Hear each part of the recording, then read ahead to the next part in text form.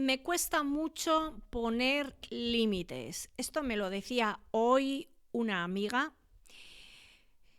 y me contaba una situación súper común, ¿vale? O sea, porque cuando hablamos de poner límites parece como que alguien nos está atacando de una manera súper agresiva, alguien que no conocemos, alguien que...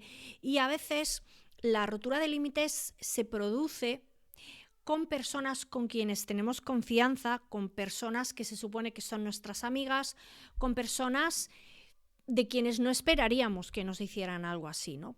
Entonces, bueno, me contaba una situación en la que ella había tomado una decisión X referente a su familia y entonces una amiga le había asaltado literalmente, le había atacado porque eso que estás diciendo está mal, eso que tal, eso que cual.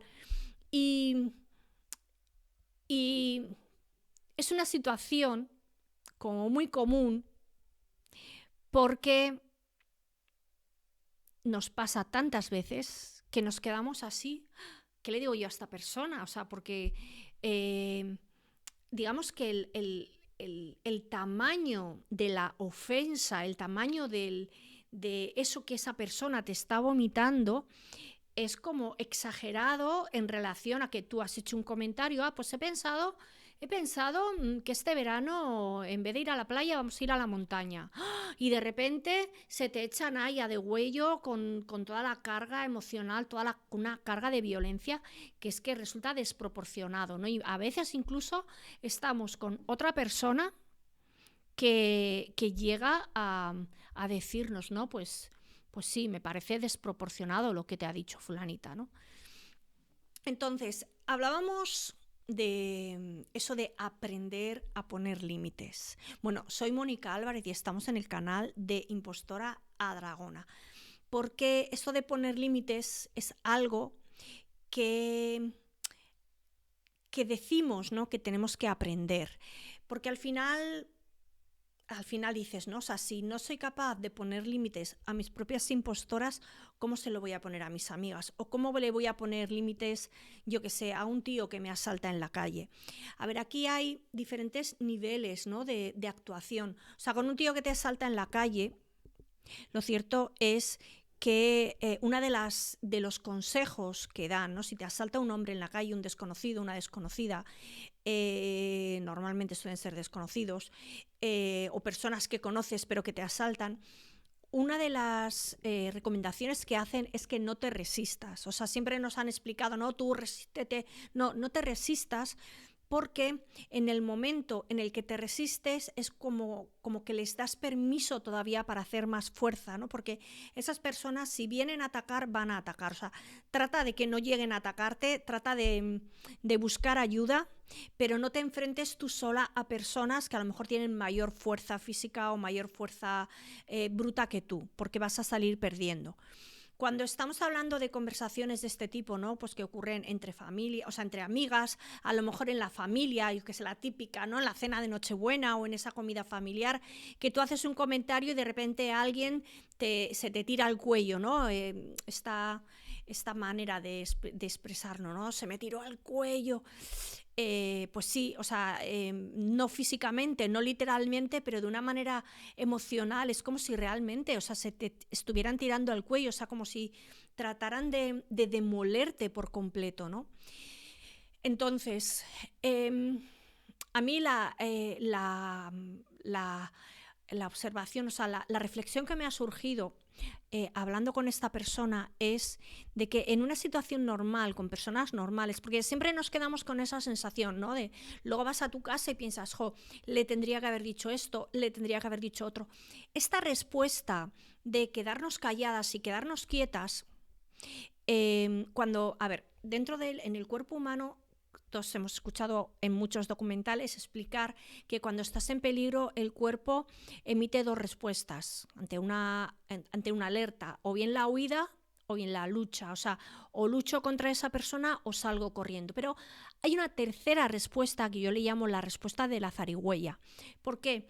Las zarigüeyas son unos mamíferos pequeñitos que están en entornos en los que son perseguidos por depredadores que son mucho más grandes que ellos. y mucho más rápidos, mucho más fuertes, mucho más de todo. Entonces, si una zarigüeya se opone a o sea, intentará luchar, o sea, le comerían de todas. Entonces, ¿qué es lo que hacen las zarigüeyas? Se hacen las muertas, hasta el punto que su cuerpo emite un olor fétido como si estuviera muerta, o sea, como si estuviera pudriéndose ya. ¿Qué ocurre? Que esos animales no comen carroña, comen animales que o bien que han matado ellos o que están calientes todavía, que acaba de matarlos otro y los deja, ¿no? Entonces, si huelen que tienen cierto olor a putrefacción, ya no los comen. ¿Qué es lo que ocurre? Que las zarigüeyas en ese momento se libran de ser devoradas y de ser asesinadas, porque como ya están muertas, entre paréntesis, pues el depredador ya no va a intentar nada, ¿no? De hecho, hemos escuchado, ¿no?, cuando desaparecieron los dinosaurios, que en aquel tiempo había unos pequeños mamíferos que eran pequeñitos y se cree que tenían este estilo como la zarigüeya, ¿no?, que cuando aparecía un depredador mayor se hacían las muertas. Entonces, esto que nos pasa de que cuando nos atacan nos quedamos así como medio muertas, es esa tercera vía de respuesta, que es que realmente si hay un ataque desproporcionado, por mucho que tú le digas a esa otra persona, y esto lo hemos visto muchas veces cuando hemos visto pelear a gente, ¿no? Si tú no eres una persona dada a pelear, es mejor este tipo de respuesta. Aunque luego pienses, ¿no? Ay, tenía que haber hecho esto, tenía que haber hecho lo otro, ¿no? Tu cuerpo, tu sistema ha sido sabio. Lo que hace es que produce una especie de apagón general para que tú no seas capaz de reaccionar.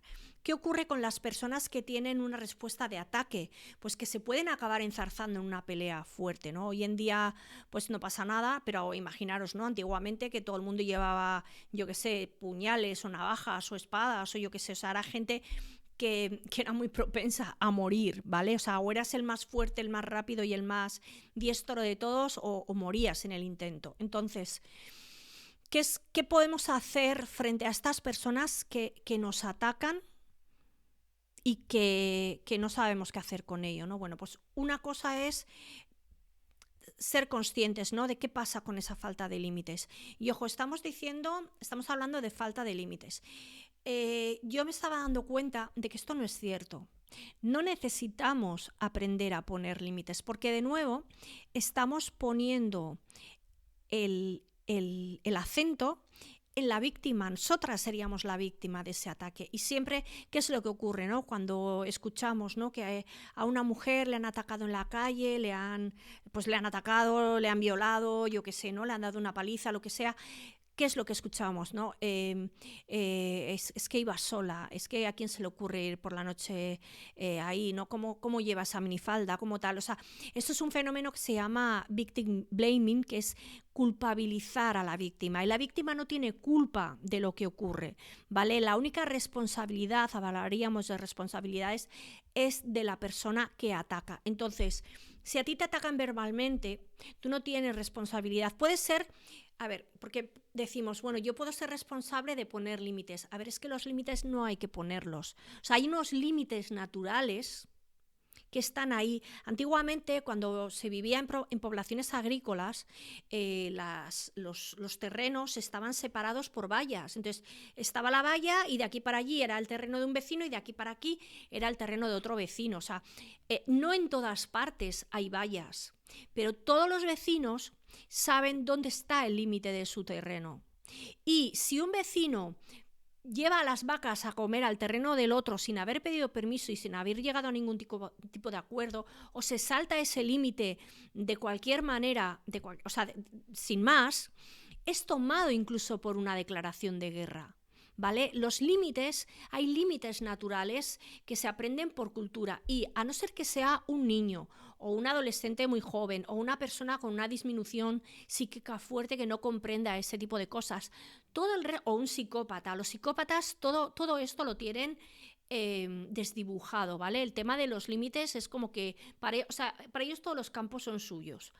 Entonces, ¿qué es lo que ocurre? Que no se trata de que yo tenga que aprender a poner límites, sino que se trata de descubrir mi valor interior y porque esos límites ya están puestos de una manera natural, se trata de Porque fijaros qué perverso es esto. O sea, no solamente nos comen los límites, sino que encima consiguen que nos sintamos culpables porque no hemos puesto un límite adecuado. Ojo, o sea, esto es muy grave. Entonces, ¿qué es lo que tenemos que aprender? A ser conscientes de la responsabilidad que supone ese límite y de cuál es nuestra responsabilidad real, ¿vale? Mi responsabilidad real es saber dónde está mi límite, pero si otra persona me agrede, yo lo que voy a tener que hacer es retirarme o incluso callarme o incluso esto que se dice, ¿no? De que una buena retirada no me acuerdo cómo se dice, una retirada a tiempo es una victoria, ¿no? O sea, saber en qué batallas puedes luchar realmente, porque a lo mejor si esa persona transgrede tus límites, lo que está haciendo es buscar pelea para después pelearte más fuerte y agredirte realmente, ¿no? Entonces, no es tan sencillo esto de aprender a poner límites. ¿Qué podemos hacer cuando una persona transgrede esos límites, ¿no? Y nos agrede? Es un poco redundante, pero vendría a ser eso. ¿Qué es lo que podemos hacer? Ser conscientes de que no es nuestra culpa, o sea, ni porque vayas con minifalda, ni porque pases por calles oscuras, ni porque vayas tú sola sin la protección de un hombre, o sea, no deberíamos de tener miedo o de pensar siquiera que por el hecho de ir con minifalda, de ir sin un hombre, de ir por ahí solas, haya gente que tenga derecho a agredirnos, no. Igualmente, por el hecho de que tú expreses una opinión, nadie tiene derecho a atacarte, ¿vale? Otra cosa es que alguien pueda dialogar, pero aquí ya estamos hablando de una situación de ataque real por la que pues esta persona, hablamos de esta persona, pero me podría haber pasado a mí tranquilamente, podría contaros así de situaciones y seguramente tú también me puedes contar en comentarios situaciones en las que te has visto de esa manera, que tú haces un comentario y de manera gratuita totalmente otra persona la toma contigo y tú te quedas así un poco en plan cámara oculta pensando, o sea, habrá alguna cámara por algún lado y ahora de repente saldrá alguien a decirme que esto es broma, o sea, que no entiendes por qué esa persona te está agrediendo así de esa manera, ¿no? Y te quedas así como en shock esperando a que acabe el chaparro, ¿no? Y te vas a tu casa a llorar el disgusto, llamar a tu madre o llamar a tu amiga o lo que sea, porque no es gratuito lo que esa persona ha hecho. Mi amiga me decía, hablábamos, ¿no? Yo esto lo he hecho también muchas veces, ¿no? Ir donde esa persona a pedirle disculpas por la parte que me toca. O sea, me pisas y encima te tengo que pedir disculpas por no haber quitado el pie a tiempo. No, perdona. Yo esto lo he hecho muchas veces, ¿vale? Porque a mí me cuesta mucho ir donde una persona a decirle, o me costaba, ¿no? Porque esto también con los años se va aprendiendo y vamos cogiendo como más fuerza interior. Ir donde una persona a decirle, oye, perdona, me has pisado y me has hecho daño. Entonces, ¿qué hacía? Oye, perdona, pero te tendría que haber dicho que me has pisado y me has hecho daño, pero no te lo he dicho a tiempo. ¿Qué es lo que ha ocurrido? Ha habido personas que me han dicho, ostras, es verdad, lo siento, Mónica. Lo siento, fíjate, no me he dado cuenta, yo lo hago así siempre, nunca se me había ocurrido pensar que eso pudiera molestarle a otra persona. Lo siento mucho por esta situación y te doy las gracias por decírmelo porque de aquí en adelante me fijaré mejor para que no me pase con más gente. ¿Y qué me ha pasado también? Que ha habido personas que me han dicho, claro, Mónica, me alegro mucho que vengas a disculparte porque estoy segura de que esto, siendo tú como eres tan sensible, seguro que no te ha dejado dormir y ahora disculpándote te vas a quedar mucho más tranquila. ¿Perdona? ¿Perdona? ¿Perdona qué? Entonces, yo ya no voy a disculparme donde nadie. Entonces, ¿qué hacer si te ocurre algo así? A ver, si te ocurre algo así, no necesita, y dice, es que yo necesito hablar con esa persona y expresarle. Mira, es que esa persona, si vas donde ella y le expresas sus sentimientos, se va a reír de ti en la cara y va a ser peor. Porque esa persona no va a entender tus sentimientos, ¿vale? Entonces, ¿qué es lo que puedo hacer? Puedes escribir una carta que no le vas a mandar en la que tú saques todo eso. También hemos hablado de otra cosa, que es, se supone que al final quiero llegar a una paz, ¿no? A estar en paz conmigo misma. Pero para personas como nosotras, que nos cuesta tanto sacar el enfado es importante. Entonces, para una persona que vive en el enfado continuamente, hay que enseñarle a llegar al siguiente paso para llegar a la paz.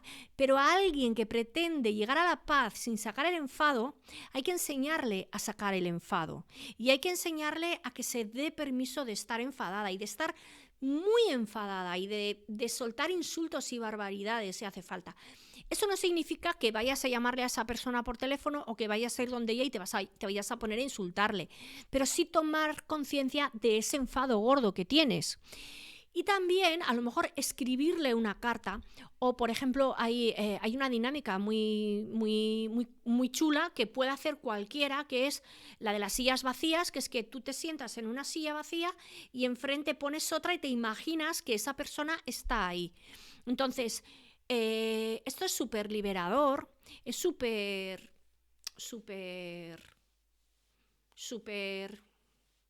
tranquilizador, pacificador, o sea, hace que te ayuda. A ver, si esto tiene un peligro, ¿vale? Que nos quedemos en la rabia.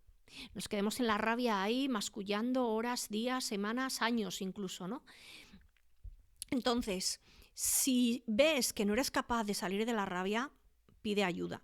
Pide ayuda, me dejas un comentario aquí abajo y yo te puedo ayudar a salir de la rabia. U otro terapeuta. O sea, busca ayuda si ves que no puedes salir de ahí, porque no tienes por qué estar. O sea, la rabia es una emoción que al final no aporta. Te aporta como camino, como paso de tránsito hacia otras emociones más, o sea, hacia ese momento de paz en el que has transitado toda esa situación. O sea, como parte de esa situación completa, ¿no? De ese continuum de sensaciones que tienes que vivir, pero no como una sensación en sí. O sea, la rabia es importante como un paso, pero no es el destino final. Entonces, ¿qué puedes hacer? Eso, sillas vacías, escribir una carta. Si puedes escribir la carta y quemarla después y esparcirla o romperla en cachitos, que eso también es, te imaginas, hay como que le estás haciendo cachitos a esa persona y puede ser liberador.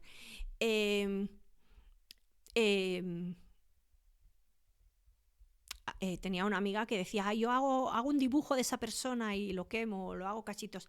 Podrías hacerlo, pero no como con la sensación esa del vudú, de que si lo corto y le hago cachitos le estoy transmitiendo mal a esa persona. No, o sea, sería más un tema de tú quedarte en paz con esa situación y con esa persona, ¿vale? O sea, ese es el objetivo, no transmitirle un mal a esa persona. O sea, todo mal que transmitimos a alguien luego nos va a venir devuelto, así que aquí con esto hay que tener mucho cuidado. Entonces, resumiendo, ¿qué podemos hacer con este tema de la falta de límites? Darnos cuenta que no hay falta de límites, o sea, todos tenemos límites. O sea, si yo estoy sentada en esta silla y tú vienes e intentas sentarte en la silla y te sientas encima mío, pues ya está rompiendo un límite, porque muy pocas personas, a ver, está la teoría esta del espacio personal, ¿no? Que hay un espacio que es el que compartimos con los extraños, un espacio más cercano que compartimos con las personas más cercanas, hay un espacio súper privado que solamente compartimos con nuestra madre si somos muy pequeños, o con nuestra madre si ya es muy mayor, o puede ser, ¿no? Con tu madre, ¿no? Que le des abrazos, le des besos, que puedas compartir con tu pareja o con tus hijos. O sea, y nadie más tiene que meterse ahí, porque si se meten ahí ya estarían. O sea, si viene un tío por la calle, un desconocido, se acerca, te da un abrazo y te planta un beso, eso es una agresión, ¿vale? Y lo tienes que denunciar. Entonces, hay esa teoría de los espacios personales que no es una teoría inventada, es una observación de alguien que se ha fijado que las personas tenemos un espacio personal a nuestro alrededor que es más o menos corto dependiendo de la persona que se acerque. Hay espacios también a nivel verbal, o sea, tú no hablas de la misma manera con tu jefe que con tu amiga, que con tu madre, que con tu hijo. Y guardas también como espacios de respeto, que no significa que a tu hijo le vayas a tener menos respeto que a tu jefe, que a veces también ocurre eso, sino que pues determinado tipo de vocabulario lo voy a emplear con unas personas sí y con otras no. Entonces, yo creo que es importante tener claro esto, tener claros cuáles son los límites, que tú no necesitas aprender a poner límites, sino que los demás son quienes tienen que aprender a respetar los límites externos. Entonces, cuando tienes a alguien que no respeta tus límites, tienes una salida que es alejarte. En ese momento puedes ser a ver, le puedes atacar también, ¿vale? Si te sirve, le puedes atacar, pero teniendo en cuenta que se puede dar una escalada de violencia, que la otra persona te puede pegar más fuerte y puedes acabar en una pelea seria. 2, salirte de ahí. Huir no es un fracaso. Huir a veces es ser muy inteligente para no meterte en fregados que no puedes atender. 3, hacerte la zarigüeya, o sea, que suele ser más una reacción instintiva. Entonces, a posteriori, cuando tú te des cuenta de que, le podía haber dicho esto, le podía haber dicho lo otro, podía haber hecho esto, y te sientes culpable porque no has hecho todo eso, que sepas que es una respuesta natural de tu cuerpo y está bien que tu cuerpo reaccione así. Entonces, pasado el susto, pasado el disgusto, pasado, yo qué sé, te puedes pegar una llorera, le puedes sacudir a un cojín, te puedes ir a gritar o gritar contra un cojín para sacar toda esa mala leche. Puedes escribir una carta imaginaria a esa persona o hablar imaginariamente con esa persona, hacer la dinámica de las sillas vacías. La dinámica de las sillas vacías tiene una segunda parte muy interesante que es que yo me siento en mi silla y enfrente pongo otra silla que sería la de la otra persona. Entonces le digo cosas. Y hay un momento, se puede poner incluso con un temporizador, cuando suena el temporizador, me cambio de silla y me meto en el rol de la otra persona. Esto sería sillas vacías con juego de roles. Me meto en el rol de la otra persona y hago que la otra persona me responda como yo considero que debería responderme desde, pues yo qué sé, desde la educación, desde el aprecio, desde los valores que yo pueda tener, ¿no? Y después vuelvo a ponerme en mi silla y podemos tener así una conversación pues que dure el tiempo que sea. Entonces, cuéntame en comentarios qué haces tú cuando te suceden este tipo de cosas, cómo das salida a ese enojo, porque una cosa, el hecho de que tú no expreses enojo no significa que no lo tengas, significa que ese enojo está estallando dentro de ti. O sea, es como si te estuvieras gritando o pegando tú a ti misma. Entonces, bueno, para finalizar este tema, ¿qué tiene que ver esto con las impostoras? Pues de alguna manera las impostoras son una manera interiorizada que hemos aprendido a que esas personas que transgreden nuestros límites, de alguna manera es como si las incorporáramos dentro de nuestra cabeza y estuvieran ahí transgrediendo nuestros límites dentro de nuestra cabeza una y otra vez. Entonces, de lo que se trata, nuestras impostoras en realidad no son psicópatas que quieren atacarnos. En realidad son un poco más como niñas pequeñas que aún no han aprendido esa dinámica de límites, no han aprendido cuáles son sus límites, hasta dónde pueden acercarse. Esto que te dicen los niños, ¿no? De los hijos, es que te están probando a ver hasta dónde pueden llegar. Pues eso son un poco las impostoras, ¿no? Los niños aprenden a probar, o sea, te prueban para ver, para tantear, ¿no? ¿Qué es eso de los límites? ¿Dónde están mis límites? ¿Dónde están los límites de los demás? No ponerle límites a un niño le puede causar un problema emocional grave, porque los niños necesitan saber qué es eso de los límites, ¿no? Aunque ellos lo puedan saber de una manera natural. A ver, si un niño no te prueba los límites, no tienes que probarle tú, no le vas a fastidiar solo para aprender, ¿no? Porque de alguna manera los niños tienen ese conocimiento innato. O sea, un niño puede saber perfectamente qué es lo que no quiere que tú te acerques a él, o que tú hagas, o que interfieras, o que invadas su espacio o lo que él está haciendo. Entonces, y para que un niño aprenda lo que son límites, no se trata de enseñarle a no transgredir los límites, sino de respetar sus límites desde que es muy pequeño, para que pueda crecer interiorizando ese conocimiento y esa verdad y esa certeza. Porque aquí al final estamos hablando de autoestima, de autonomía, de poder interno, de capacidad interna de gestionar pues un montón de cosas, ¿no? Frustraciones, emociones, sensaciones. A veces todas esas emociones que nos vienen nos atacan en el cuerpo y nos cuesta mucho gestionar y autorregularnos, ¿no? Autorregulación es una palabra que se está utilizando mucho en los últimos tiempos, que es la capacidad de, no la capacidad, ¿no? Sino el aprender técnicas de autorregulación para ser capaces en el momento en el que nos desregulamos, poder aplicarlas y poder regresar a ese estado de calma y contacto. Y hasta aquí el vídeo de hoy. Te invito a que me dejes en comentarios, pues yo que sé, qué te ha llamado la atención sobre lo que hemos hablado, qué dudas puedes tener, que a mí me pueda dar pie pues a realizar más vídeos que estén enfocados en lo que tú necesitas aprender o lo que tú necesitas saber o lo que tú necesitas experimentar en tu cuerpo, en tu vida, en tu sistema, para pues crecer, ser más feliz, ser más capaz y llegar más lejos. Que tus impostoras se hagan tus amigas y que tu dragona campe feliz y vuele todo lo alto que le corresponde y que le pertenece por derecho. Nos vemos en el próximo vídeo. Muchas gracias.